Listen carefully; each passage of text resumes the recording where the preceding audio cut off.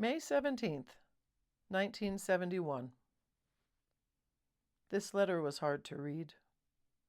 My father, Dick Allgood, was a Pedro rescue pilot stationed in Vietnam. He was on alert the day he wrote this, meaning he could be called into a life-or-death mission at any moment. But that day, what he really wanted was to reach my mom by phone. He tried again and again. The line was busy. He figured she must have been on the phone with the hospital where she worked.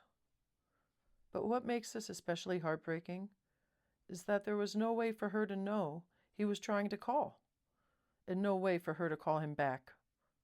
So he waited and hoped and wrote. What follows is one of the most sensitive personal letters I've read so far.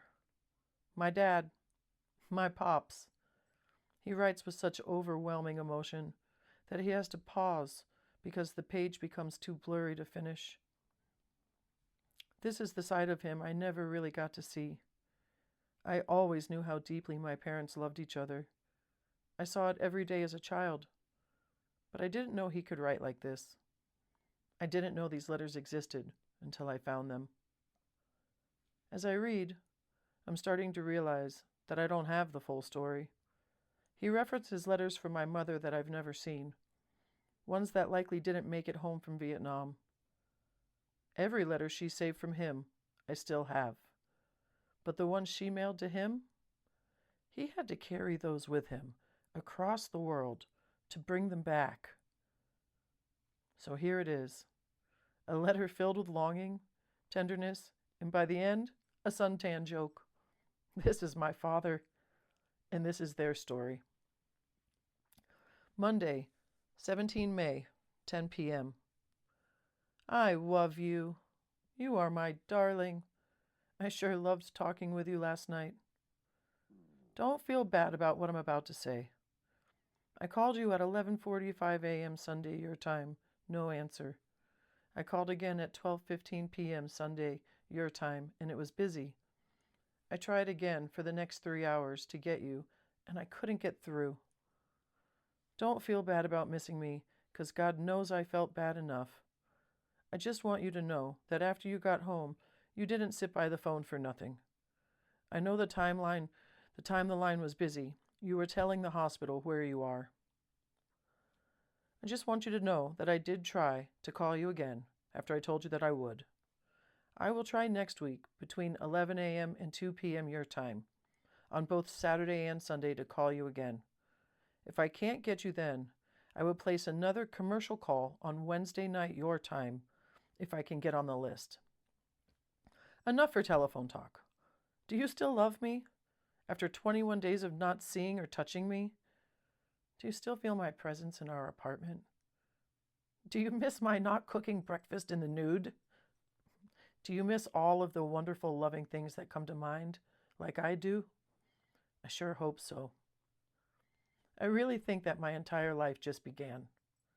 As much as I hate being away from you, I really think about how I love you. I don't miss a dependency on you. I don't need you to make the sun rise the next morning. But the sun sure looks better with you next to me. The food sure tastes better, and the drinks are much more tasty. And life is real with you. I sure know how much I love you. I have always known that I love you, but now I know how much. Your body, your words, your being, and the things that I don't have now. Your love I have, and you sure have mine, forever. I had to pause for a while. The paper got too blurry for me to see. I do hope you never get tired of me trying to express myself on paper. I do love you, and this seems to be the only way that I can express my love at the present time. I love you, little chickadee. I will be sending you some Polaroid pictures soon. You will be able to see what a rough, tough warrior I am. Send me my bikini underpants. I'm going to sunbathe on the roof in them. When you see me, you will go out of your mind.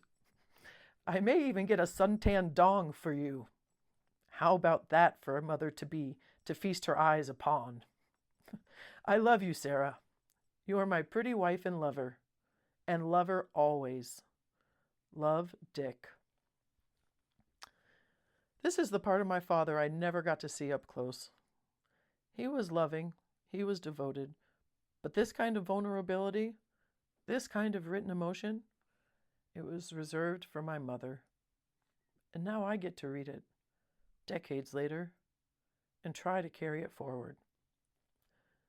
These letters span from April 27th, 1971 to April 5th, 1972. We are still in the early stages of this journey, and every one of them reveals something new about war, about love, and about the people who brought me into this world. One letter, one story, and 3 heartbeats at a time. This is the Allgoods, Vietnam through the eyes of love.